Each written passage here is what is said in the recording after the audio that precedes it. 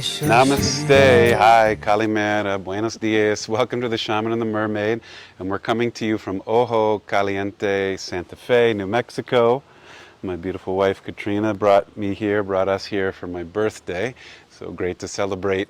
And we find that New Mexico is one of the Marma points that we're drawn back to continually for the energy here and the nature. We have some duck friends behind us. We're bringing you your astrological report for August 30th, which is the Pisces full moon, all the way through the Aries full moon on September 29th. And we have a fun theme for you today. I'm going to adjust our thing. It takes a little bit of explanation because we made up a word in our theme. And the word is Joop, and it's an onomatopoeia, so its meaning is its sound. And it even has a little gesture that goes with it. It's Joop. And we get this fun word from our dear friend Detlef in Greece, who owns the resort that we often go to, where we'll be going to in a month's time. And whenever he's talking to us or explaining something, he's very animated with his arms and his legs. And he'll be talking about something, he'll just whoop, like that. And he's explaining something's exuberance or something's power. And we just get a kick out of that. And we've kind of adopted it into our own body language and our own vocabulary. But we did make up the word. So we're giving it a proper Webster's definition, our Katrina Michael definition, maybe not technically Webster's, but we say Joop is your joyful puff that you have. And in Sanskrit, I think it could be likened to Tejas or even Shakti. Maybe these are words a little more familiar to you. And it's your inner radiance, it's your inner shine, but it also has just a little bit more power to it, like it's uplifting at the same time. And it's something that we feel that sometimes people forget that they have, and instead they seek this joop on the outside, and they look for it in, going to the big party, or maybe through their shopping or their consumerism. But really, that inner joy is a wellspring within yourself, much like these waters have the spring water in them, and it comes up from the bottom and bubbles out to the top. And we feel that this is something that the astrological weather is supporting right now for all of us to really tune into our inner Joop. Our inner Joop is the scoop, is our theme for this time. That's where it's at, to really go inward and find that wellspring of joyful puff and bring it to the surface. And it kicks off on the Pisces full moon, which it's kind of kismet or serendipitous that we're down here for Michael's birthday on that Pisces full moon. The place that we're filming from right now is called the Moon House here at Ojo Santa Fe, and the spring waters behind us are perfect for Pisces full moon. And we feel that the Pisces full moon is really trying to tell us to bring our Joop forward, that inner wellspring, and you want to explain why we think that? Pisces, when it's in its balanced state of expression, is about the energy of our imagination, our spiritual journey, our connection to other dimensions. It's also about unconditional love. And Pisces is connected to nature and the universe. I think Katrina and I both feel Mother Nature is the expression of spirit through the material world, if you are open-hearted to that. And so when the sun is illuminating the moon there, it's helping us see that spirit is in everything, everywhere, at all times, and that we're spirit, that the ducks in the water are spirit, and that Joop is in everything, or that inner radiance and Tejas expresses naturally. It's the natural way to have Joop. However, or additionally, Saturn is conjunct the moon in Pisces. It's not that Saturn is good or bad, but Saturn's job is to point out, are we in line with our karma and dharma, or are we misaligned? And Saturn can show us where we have our judgments, where we have our difficulties expressing love, where we're being stodgy and stubborn, or where we're really out of bounds and wild and addictive and crazy. Too much Joop. Your Joop is spilling over. That's a potential for a full moon in Pisces, is that where our addictions can get the best of us, and our we're boundless. We don't have boundaries. We do too much. So we have to kind of keep that in mind too at this time.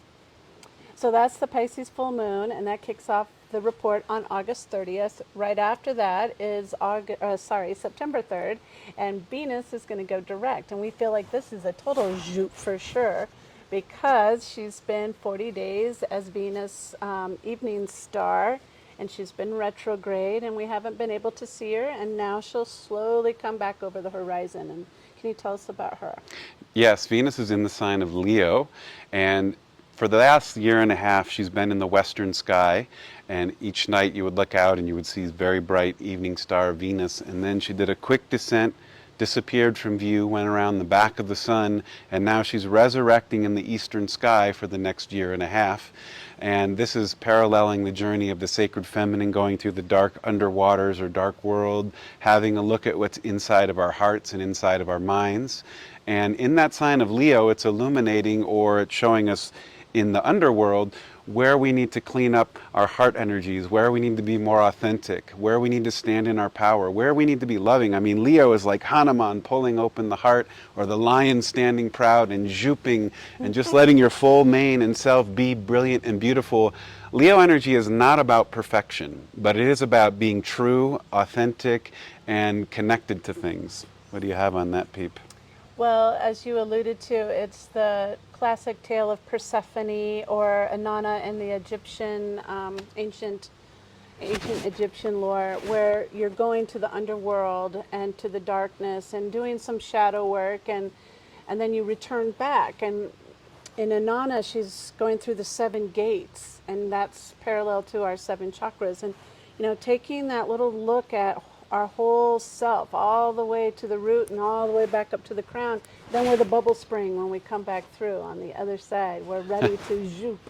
When we have cleared some of the negativity and some of the challenges that we encounter that are in misalignment to who we are at a truth level. And Saturn is playing into that to help guide that. So there's a lot of help from the as above so that it can work down below.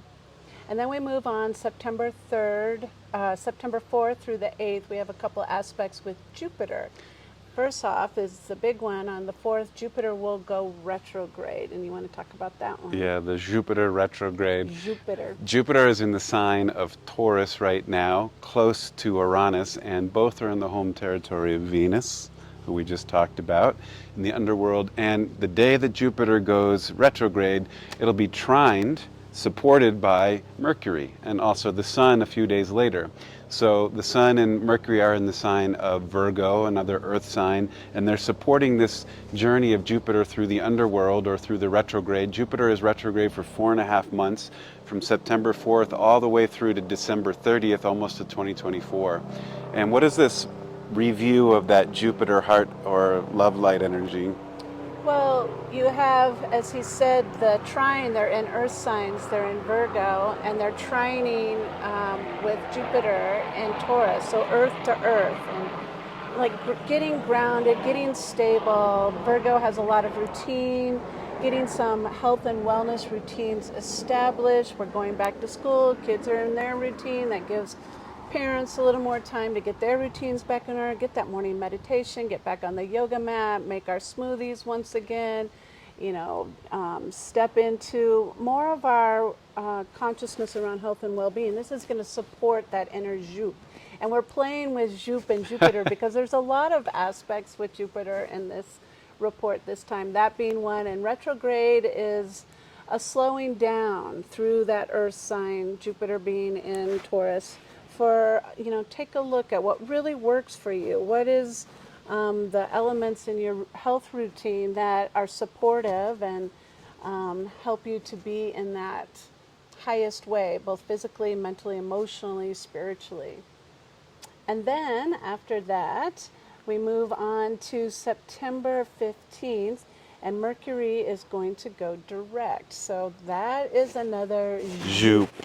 And just before that is the Virgo new moon. Oh, sorry. Yeah, that's okay. But yeah. You know that Mercury direct is coming as well. September 14th, Virgo new moon. And that's so important. That's Joop.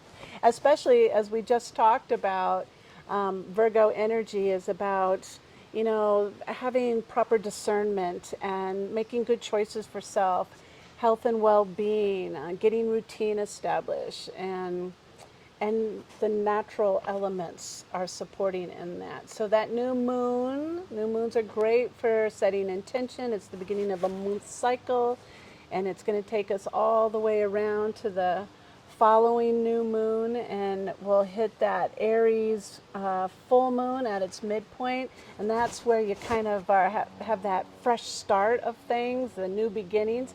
So this seed of the Virgo new moon would be really beautiful to plant a seed that's going to take you to that fiery Aries full moon that will allow you to, bring the Joop, bring the Joop.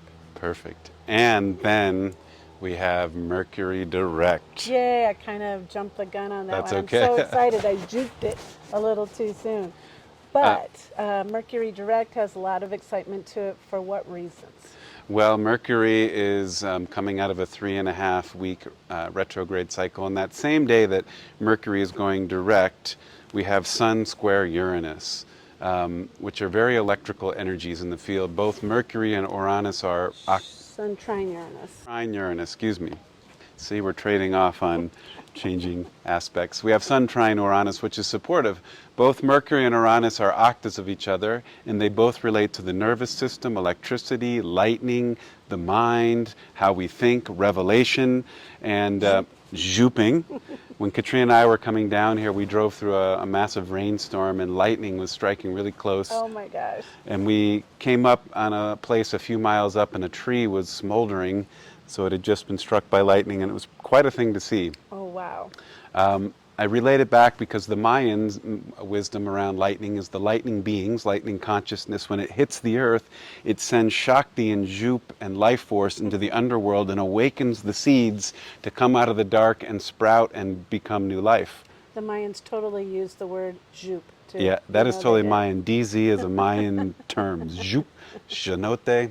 Okay. So the Mercury going direct will be forward motion back through Virgo, and Katrina talked about that Virgo new moon and its energy in getting into our routine sadhana, and also taking the seeds that we want to plant and working with them and moving them forward. The thing I love about this time of year is it relates to 6 months into the future, into the February and March time of year, when the seeds that were sprouted now in the pulse of the grains and the apples and all the things that are coming out, they resurrect from the underworld and grow. Did you want to say something about They're that? Jooping. They're zooping. The apples are Jooping on the trees. We'll get a picture of one of these apple trees here on the property. That's just abundant with these fat apples, and the ground underneath is full of apples, and the pulses on the little plants are so joyfully puffing.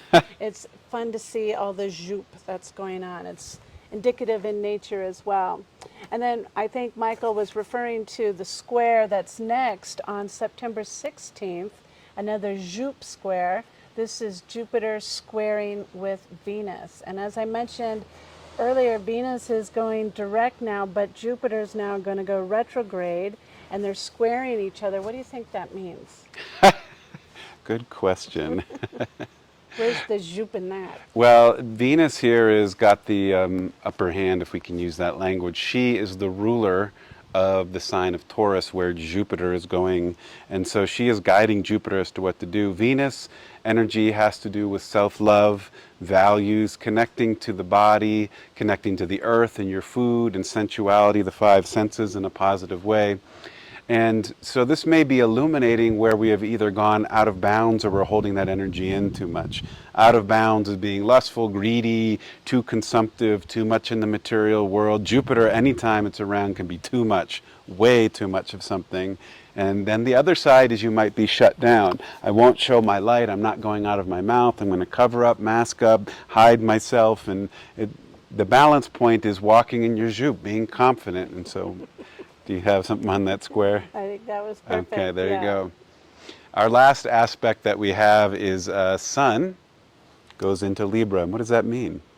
The Sun in Libra brings about balance, and it happens to be on the half moon, which is the balance of the moon between the new and the full. and it happens to be on the fall equinox, which is also balanced. So that September 22nd, which is also the start of our 200-hour YTT. Ah, So if you're thinking about jumping in and diving into one of these, now's the time. We've got room for you.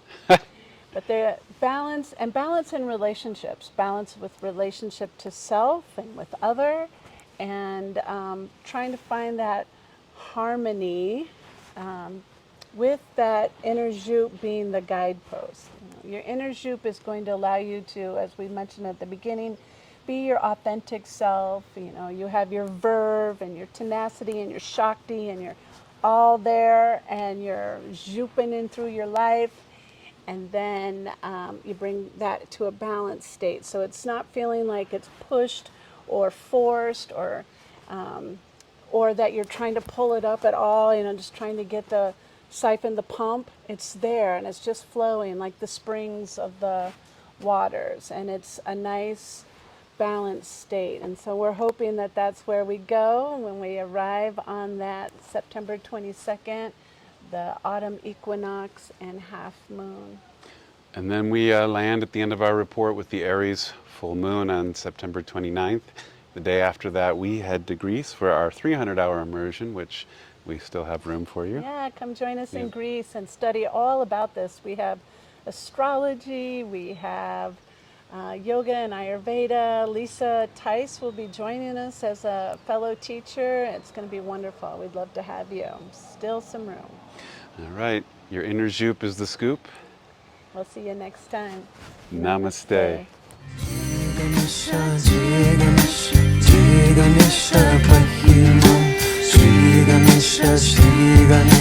Shri Ganesha,